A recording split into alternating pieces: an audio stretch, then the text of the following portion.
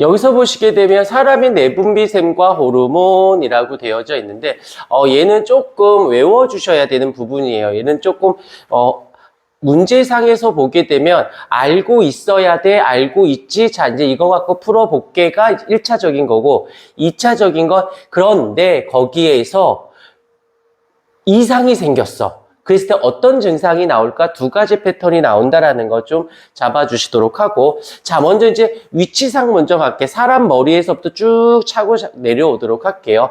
저기서 보면 시상하부라는 말이 나오는데 일단 간내가 있어요. 간내는 아까도 얘기했지만 시상과 시상하부로 나뉘게 되는데 간내에 시상 기능이 조금 달라서 그래요.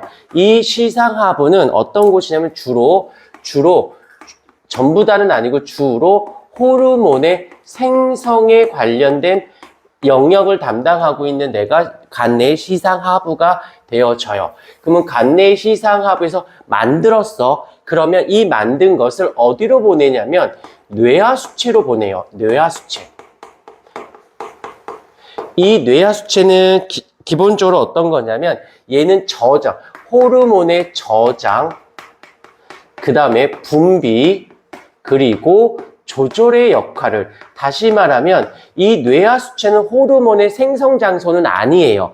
대표적으로 누가 있냐면 쓸개즙이라고 들어본 적 있지. 이 쓸개즙은 간에서 만들어요. 그리고 만드는 쓸개즙을 쓸개에다 갖다 놔요. 그러면 쓸개가 저장해 놨다가 분비 조절, 그러니까 쓸개즙은 쓸개에서 생성되는 게 아니야. 간에서 만들어서 저장해 놓는 거지. 이것도 어디서 들어봤을 텐데 세포의 구조를 보시게 되면 골지체라고 있어요. 골지체에서 리보솜에서 만들어진 단백질을 골지체에서 저장을 했다가 분비 조절. 그래서 종종 아주 이제 복합 문제 나왔을 때 여기 골지체, 쓸개, 뇌하수체 공통점은 생성 장소는 아니라 저장, 분비 조절 장소. 뭐 요렇게도 볼 수 있다라는 거 정도 좀 잡아주시면 되고, 그 다음에 요 뇌하수체에서 또 파트로 좀 나누게 되는데 전엽과 후엽만 있네. 중엽은 없을까요? 네, 중엽은 존재하긴 하지만 퇴화했어요. 그래서 우리 인간에게는 중엽은 존재하지 않는데 중엽이 주로 하는 게 두 가지가 있거든. 색변화.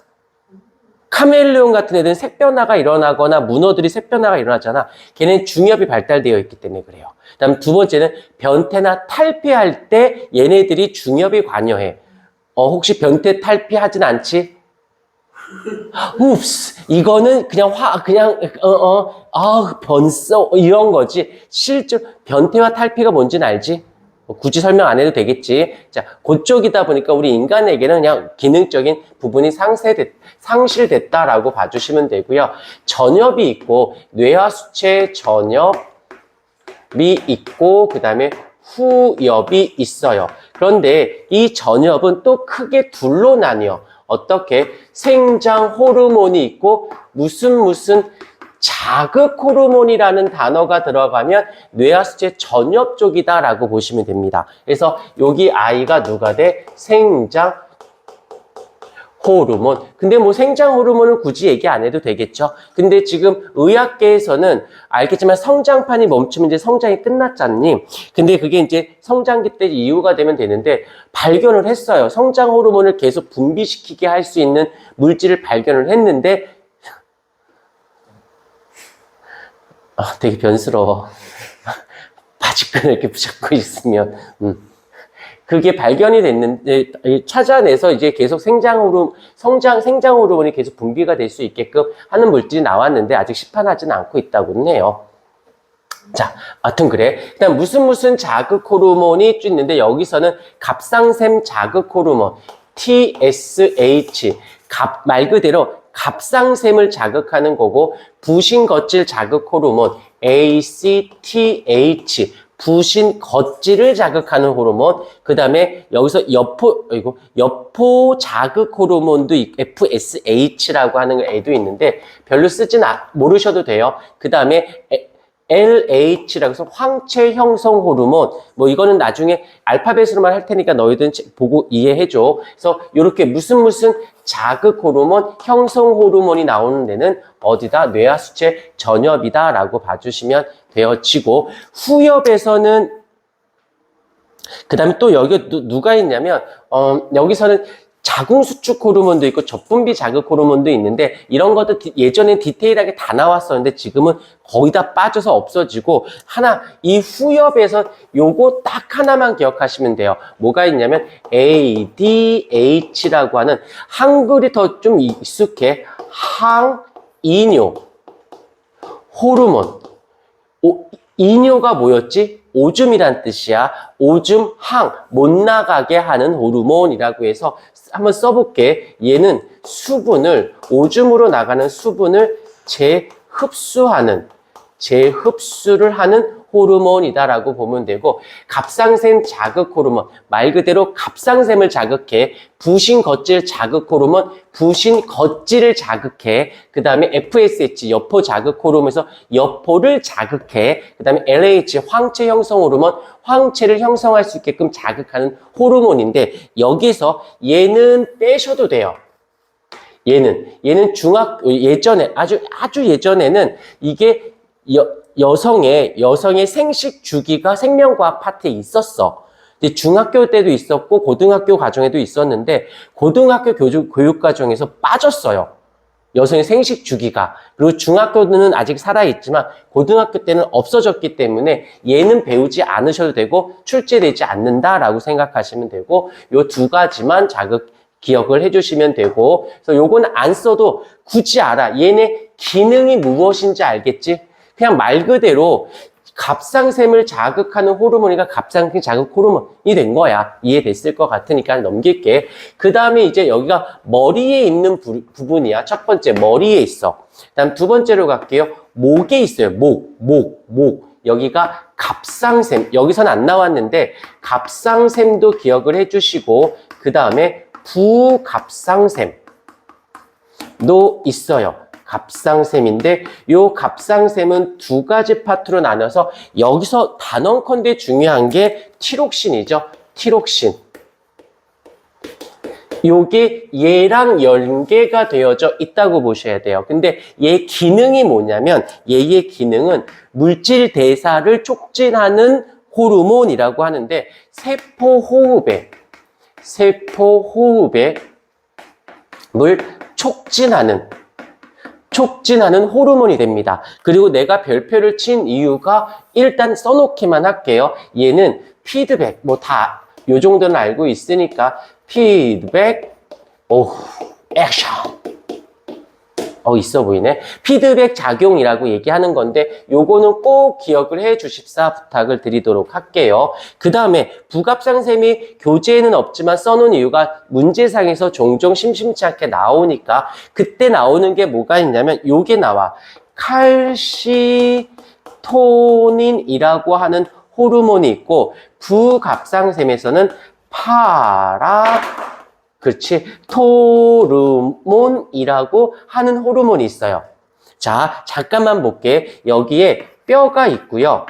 뼈가 있고, 여기에 또 누가 있냐면 혈관이 이렇게 놓여져 있습니다. 근데 뼈가 되게 여러 가지 기능을 하지만 얘 칼슘 이온을 저장하는 기능도 가지고 있어요. 이때 색깔펜을 좀 나눠볼게. 이 부갑상샘에서 분비되는 이 파라토르몬은 이 뼈 속에 있는 칼슘을 혈관으로 내보내는 역할을 해줍니다. 요 파라토르몬이. 근데 이 갑상샘에서 분비되는 칼시토닌은 반대로 혈관에 있는 이 칼슘을 여기다가 저장하는 역할도 해줍니다. 오케이. 근데 여기서 잠깐 봐보자. 칼시토닌은 칼슘을, 밑에 책에도 나와 있을 텐데, 여기 지금, 어디 갔니?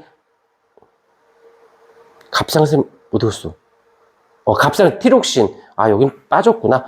내가 그냥 다 할게. 자, 여기서 칼슘은, 얘는 어떻게 칼슘 이온 농도를 뼈에다가 저장하는 곳이고, 이 칼슘 이온 농도는 뼈에 있는 아이를 방출하는, 다시 말하면 혈관의 칼슘 이온 농도를, 같은 말이야. 요 그림을 보고 보세요. 그래서 혈중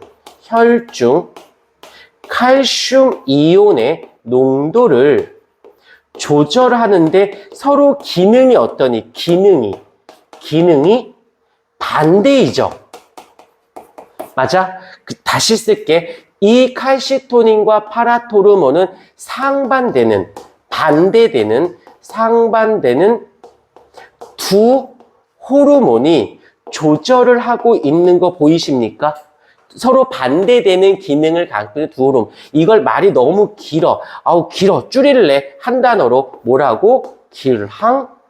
기항작용이다 라는 말로 해줄래. 그러면 기량작용이라는 말은 서로 상반되는 반대 기능을 갖고 있는 호르몬이 하는 거. 이거 신경계에서도 배웠다. 여기 주의. 요거 신경계에서도 배웠는데 뭐였더라? 그쵸? 나 혼자 할게요. 교감신경에서 분비되는 노르에피네프린이라는 애가 있고, 부교감신경. 이게 뭔 말인지 나 혼자 하는 거 아니지?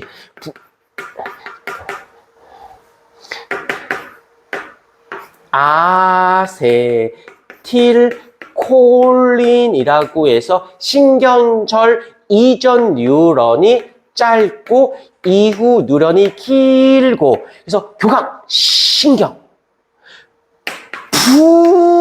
부교감신경 해서 신경절 이전 뉴런이 여기 사이가 신경절이 돼. 이전 뉴런이 짧고 이후가 길고, 이전이 길고 이후가 짧고, 요 정도. 이때 또 같이 나와줘야죠. 이렇게. 요게 자율신경계 쪽이니까 체성신경계는 또 어때야 돼? 체성신경계는 뉴런이 몇 개여야 돼? 공부 안 해. 수학여행 갔다 오니까 다 포맷됐죠.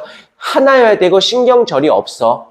그러면서 또 주위에 나온 게, 왜냐면 단원 자체상 신경계와 호르몬을 구별되어 있지만 문제에서는 호르몬과 신경계를 자꾸 이렇게 엮어서 내요. 그러니까 연결시켜서 내니까 여기 이 기질을 보게 되면 이렇게 나눌 수 있는데, 여기서 용어보다는 여기에서는 의식적인 기능, 여기선 무의식적.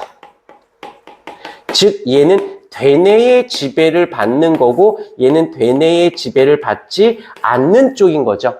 그래서 여기서 대표적으로 누가 나오냐면 가장 많이 나오는 게 골격근이야. 골격근. 그래서 수의운동이라는 것은 되뇌에 의해서 움직이는 애를 우리는 수의운동이라고 하고, 골격근, 움직이는 거, 움직이지 마, 이런 거 내 의지대로 하는 거잖아. 그 다음에 여기는 또 제일 많이 들어가는 게 심장근, 그 다음에 내장근, 그 다음에 분비샘, 이런 것들. 이건 나의 의지와 상관 있니 없니? 나의 의지와 상관없이 생명체에서 기본적으로 꼭 해야 하는 것들이잖아. 그러니까 무의식적인 거지. 그러니까 대뇌를 제외한 소뇌라든지 중간뇌, 간뇌, 그 다음에 연수, 뭐 이런 척수까지, 이쪽은 이쪽 라인이고 되뇌의 지배를 받는. 그래서 같이 이어가 주시는 게 좋습니다. 오케이? 이렇게까지 내가 외운 것만큼만 외워주면 좋긴 한데, 그것까지 굳이는 안 바라도 어느 정도는 비슷한, 문제상에 나왔을 때 맞아, 이 정도까지는 가셔줘야 돼요. 오케이. 여기까지 해서 지금 간내 시상하부의 내화수체 전엽 후엽까지 갖고 갑상샘에서 갑상샘과 부갑상샘 같이 들어가면서 요 아이가 어떤 기능을 하고 있다? 얘가 기량작용을 하고 있다라는 거 잡아주시고 살짝 한번 끊었다가 또 가도록 할게요.